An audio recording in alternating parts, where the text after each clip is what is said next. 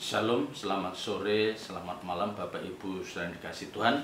Hari ini Selasa 21 Maret 2023. Ya, mari kita persiapkan hati kita untuk kita mendengar kebenaran firman Tuhan. Kita belajar dari kebenaran firman Tuhan dalam pesan gembala pada sore hari ini. Mari kita tundukkan kepala. Segala puji, hormat, syukur kami naikkan kehadirat-Mu. Bapa, kami bersyukur Kau berikan kami waktu untuk kami belajar kebenaran firman-Mu.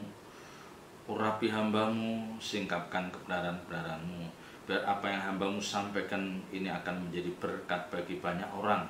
Dan ini akan menjadi, oh Tuhan, satu peringatan bahwa kami harus hidup dalam ketulusan, dalam kesucian seperti yang Kau ajarkan.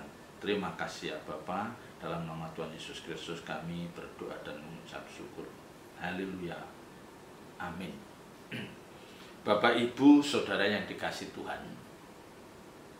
Ada banyak karakter dalam diri manusia, dalam diri seseorang yang itu tidak mudah untuk dihilangkan, tidak mudah untuk dimatikan. Ya. Dan kalau karakter ini terus ya menguasai bejana hati kita, menyatu dalam jiwa kita, ini membahayakan, ya. Karena karakter ini bisa membawa kita pada kehidupan yang semakin jauh dari Tuhan. Ya, semakin jauh dari Tuhan. Dan ternyata Bapak Ibu Saudara, karakter seperti ini tidak hanya dimonopoli, artinya tidak hanya melingkupi orang-orang yang tidak mengenal kebenaran, atau taruhlah tidak hanya terjadi dalam kehidupan jemaat orang awam, tetapi seringkali ini juga terjadi pada kehidupan orang-orang yang mengaku dirinya sudah dewasa rohani, ya, mereka sudah bertumbuh rohaninya. Apakah dia seorang hamba Tuhan, apakah dia seorang pelayan Tuhan yang memang dipakai Tuhan. Dan ini memang Bapak Ibu, kalau saya renungkan, seringkali asal muasal perselisihan atau gesekan di antara orang percaya itu seringkali diawali dari hal ini. Dan memang sepertinya ya, kalau di dalam diri seseorang itu ada benih ilahi, ya, tentu dalam diri seseorang itu pasti ada benih ilahi. Tetapi juga tidak menutup kemungkinan di dalam diri orang itu juga ada benih kuasa dosa, ya. Dan ini sama-sama berjuang untuk menguasai hati dan pikiran kita. Dan kita harus sadar oleh hal ini, ya. Kita harus sadar akan hal ini. Artinya siapapun kita bisa salah, siapapun kita bisa jatuh dalam dosa, siapapun kita bisa mengambil keputusan yang salah. Ya. Kecuali memang dalam diri orang itu benar-benar benih ilahi bertumbuh dan menguasai, mengendalikan peragaan hidupnya. Kecuali. Tetapi kalau mereka masih belum mencapai level itu, artinya ada juga benih atau kuasa dosa yang ada dalam dirinya, yang itu satu saat bisa meledak, ya, bisa muncul, dan orang lain tidak pernah membayangkan hal ini. Ya, orang lain mungkin melihat, oh bapak itu, oh ibu itu baik-baik saja. Ya, anak muda itu baik-baik saja, ya, kita menyaksikan bahwa dia tidak bermasalah, ya, dia rajin ambil bagian dalam pelayanan, ya, dia juga menghormati orang tua, dia menjalani hidup dengan penuh tanggung jawab. Tapi suatu ketika kita mendengar satu peristiwa atau kejadian yang itu tidak pernah dibayangkan oleh orang yang selama ini dipuji oleh banyak orang, ya, yang selama ini, ya, kenapa selama ini karakter yang buruk itu tidak nampak? Ya, mungkin memang belum ada triggernya, belum ada pemicunya, sehingga karakter yang buruk itu tidak nampak. Tapi suatu saat Tuhan izinkan ada satu pemicu, ada triggernya, maka kita akan menyaksikan betapa dia punya karakter yang kurang baik, yang mestinya harus bisa dimatikan. Ya. Karakter yang saya maksud adalah ya, yang seringkali menghinggapi semua orang, yaitu adalah apa? Iri hati. Iri hati. Ya, orang yang tidak siap atau tidak rela kalau orang lain lebih dipakai Tuhan, kalau orang lain lebih dihormati dibanding dirinya, dia tidak siap atau tidak rela. Padahal kalau kita teliti, sejatinya tidak ada alasan untuk mereka tidak bisa menerima itu. Tidak ada alasan untuk dia tidak menerima hal itu, tidak ada alasan. Ya, alasannya apa? Ya, toh orang itu lebih dipakai Tuhan tanpa dia menjatuhkan orang tersebut, ya, tidak menjelek-jelekan, ya, dan dia melakukan apa yang menjadi tugas dan kewajibannya dengan baik sehingga banyak orang akan memuji. Kalau kita belajar dari kejadian pasal 4, ya, kejadian pasal 4 tentang Kain dan Habil. Ya, waktu itu di bumi baru ada beberapa gelintir orang saja sudah terjadi, ya, sudah terjadi pembunuhan yang diawali dari sikap iri hati ini. Ya, saya bacakan, ya, ayat 3, kejadian 4 ayat 3. Setelah beberapa waktu lamanya, maka Kain mempersembahkan sebagian dari hasil tanah itu kepada Tuhan sebagai korban persembahan. Habil juga mempersembahkan korban persembahan dari anak sulung kambing dombanya, yakni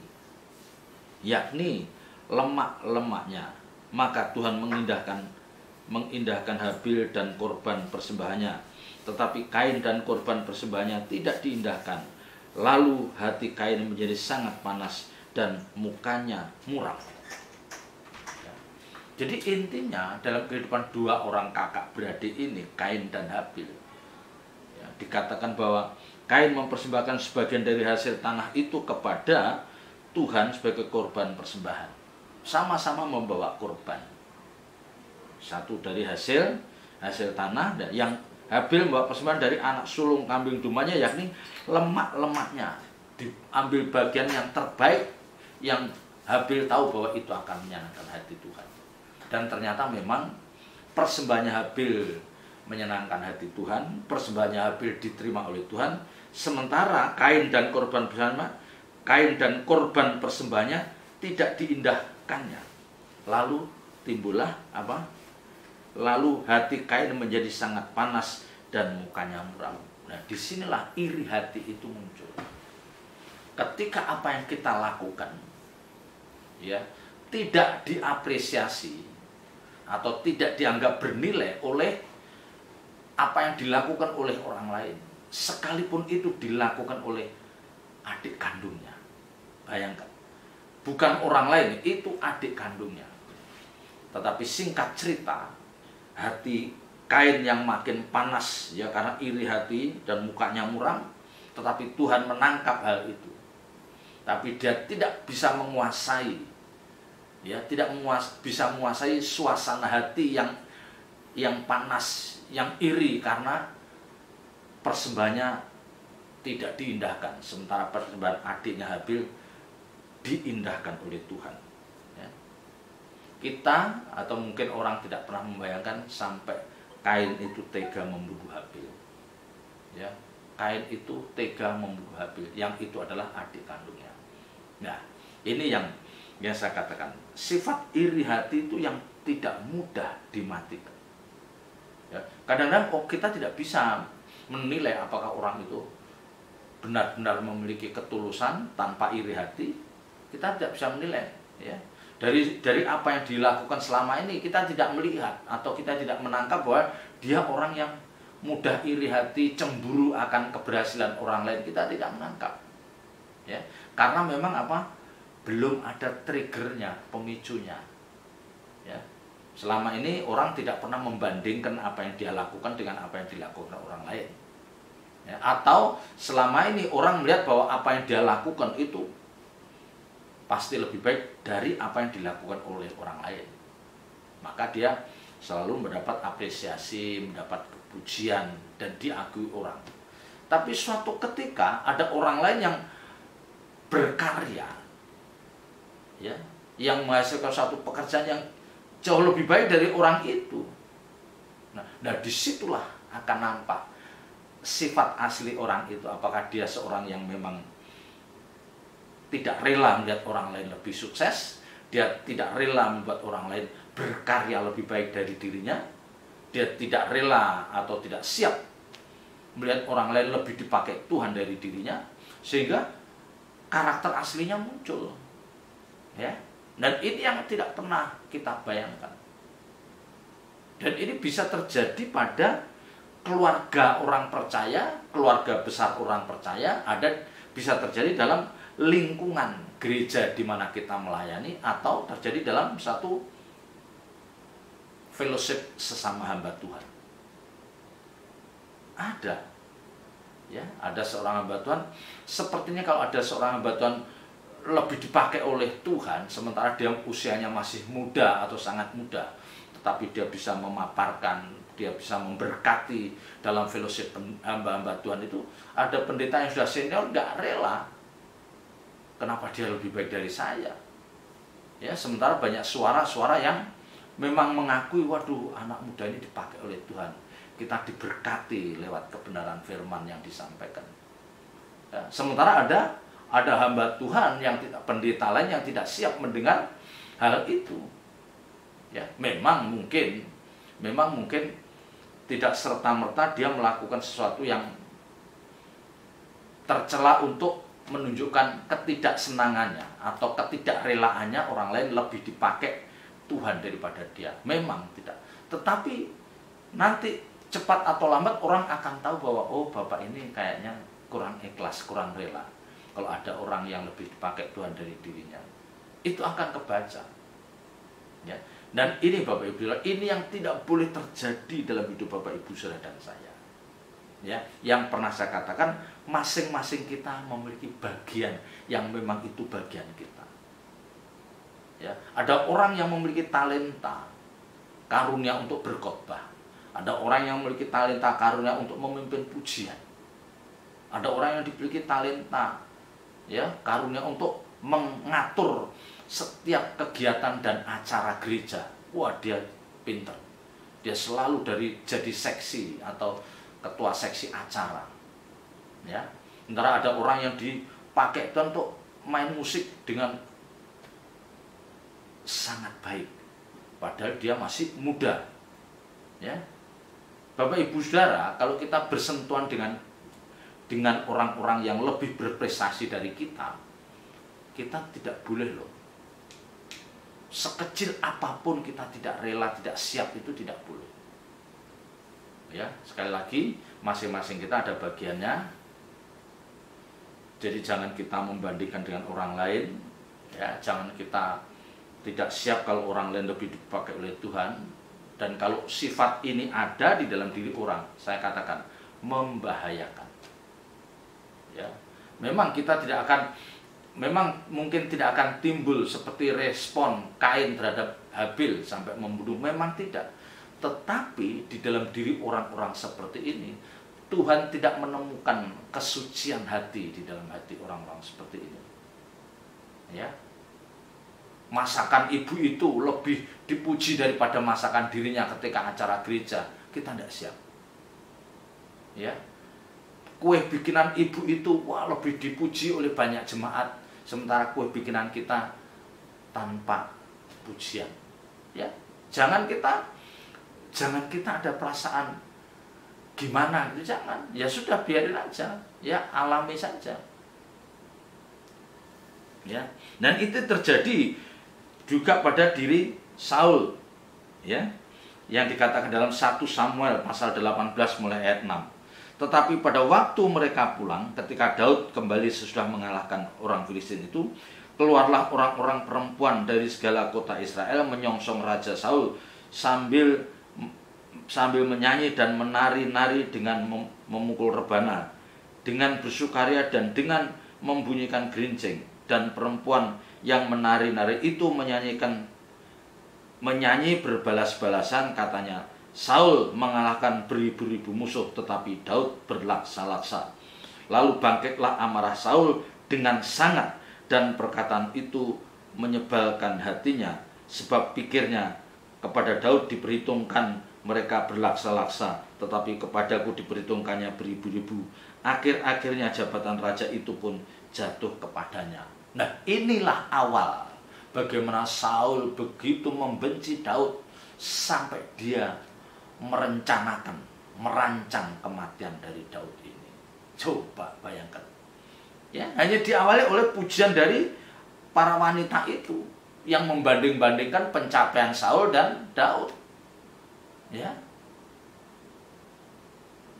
Sampai akhirnya ya, Saul seperti dirasuki ketakutan bahwa nanti kerajaan itu, tahta kerajaan itu pasti akan jatuh ke Daud. Jadi dia tidak siap kalau ada orang lain lebih dipakai oleh Tuhan dari dirinya. Nah, orang seperti Saul ini akhirnya apa? Benaknya, dalam pikiran, dalam hati dan pikirannya selalu diisi oleh hal-hal yang negatif. Ya, sudah tidak ada benernya apapun yang dilakukan Daud, tidak ada benernya. Dan itu dibuktikan dengan segala tindakan dan cara bagaimana Saul bisa menyingkirkan Daud. Ya, karena itu sangat melukai.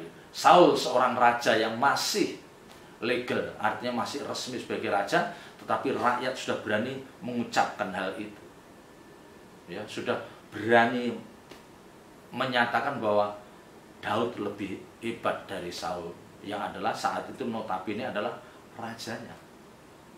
Dan inilah yang memicu, ya, yang memicu Saul untuk merancang satu kejahatan.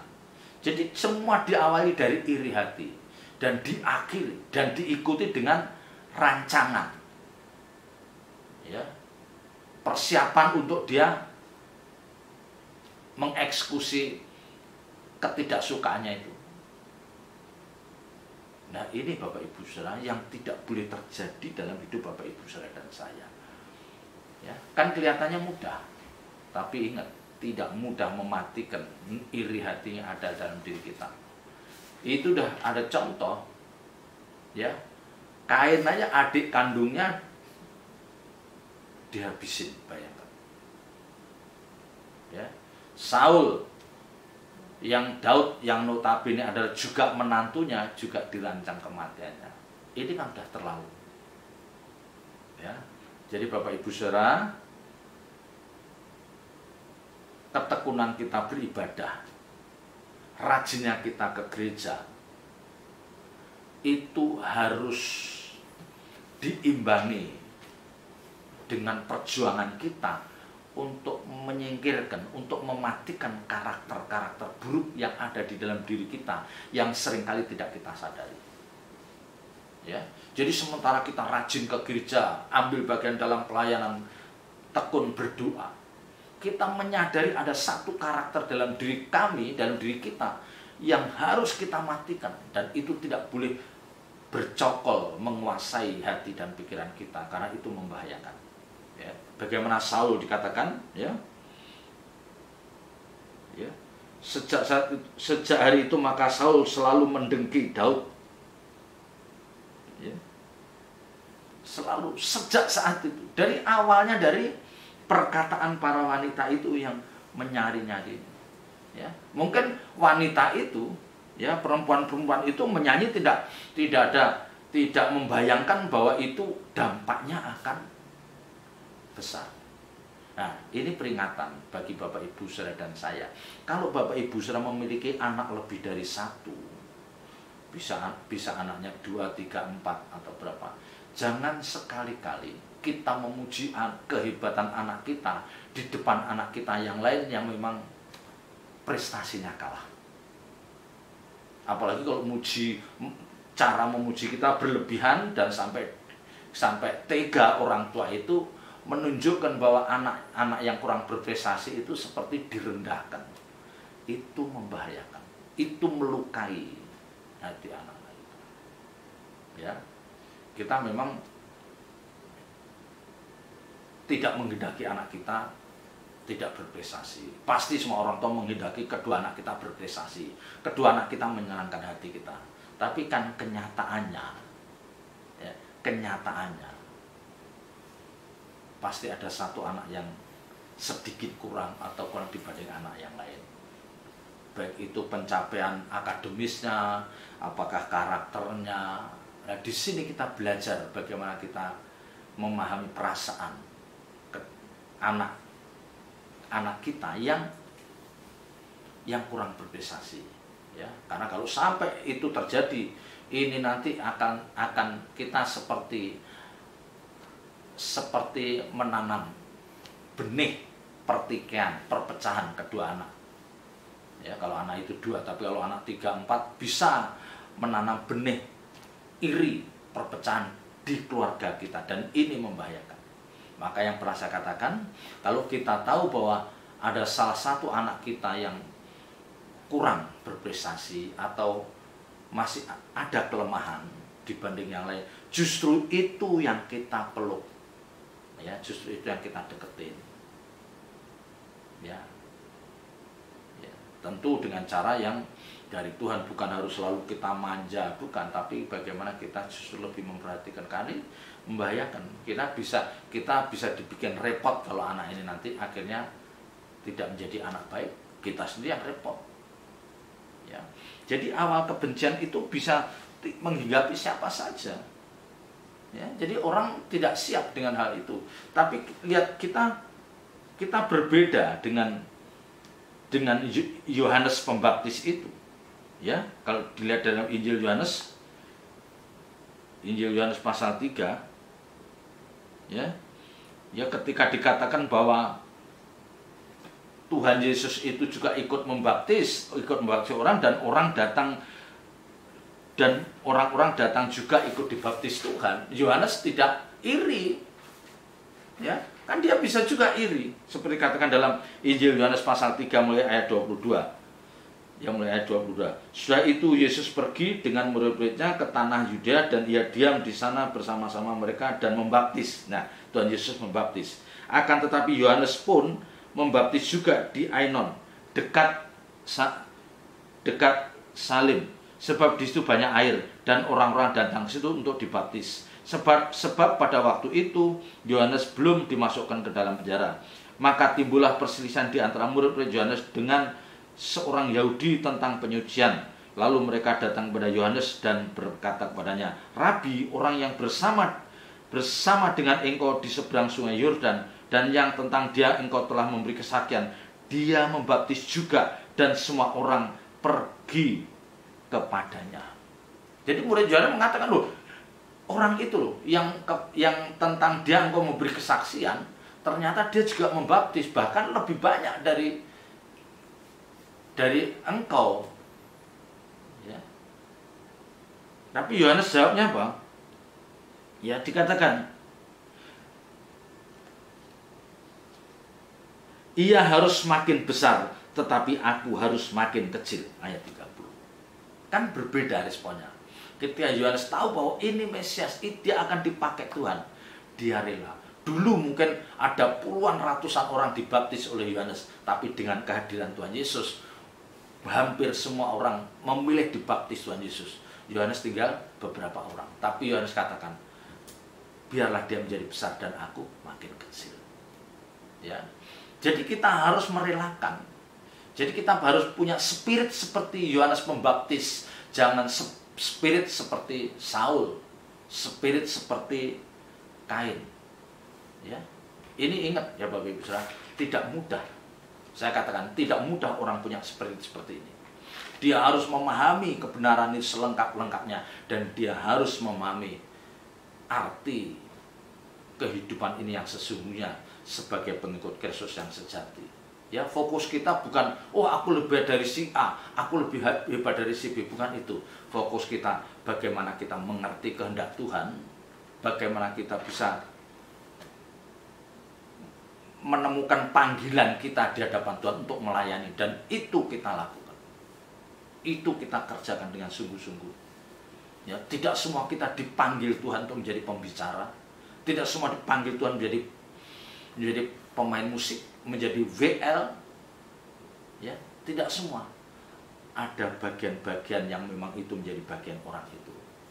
Ya, jadi dengan pemahaman ini, kalau kita mungkin dulu selalu leader, selalu kita musik, selalu kita terus konyolnya ada Tuhan kirim orang lebih muda tapi lebih dipakai, ya udah nggak apa, ayo kita main bersama-sama.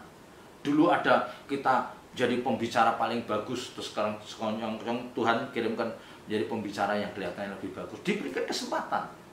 Ya, mari kita melayani bersama-sama, semua kita untuk kemuliaan Tuhan. Ya, sekali lagi, jangan kita memelihara sikap iri hati. Kita harus berhasil, kita harus mampu mematikan biar hidup kita didapati Tuhan. Ya, ketulusan, kesucian hidup yang tanpa ada iri hati pada siapapun. Selamat berjuang, Tuhan Yesus memberkati. Mari kita berdoa. Bapa, kami telah menyampaikan kebenaran firman-Mu, meterangkan firman-Mu dalam setiap hati kami, dan ajar kami melakukannya. Dalam nama Tuhan Yesus Kristus kami berdoa dan mengucap syukur. Haleluya. Amin.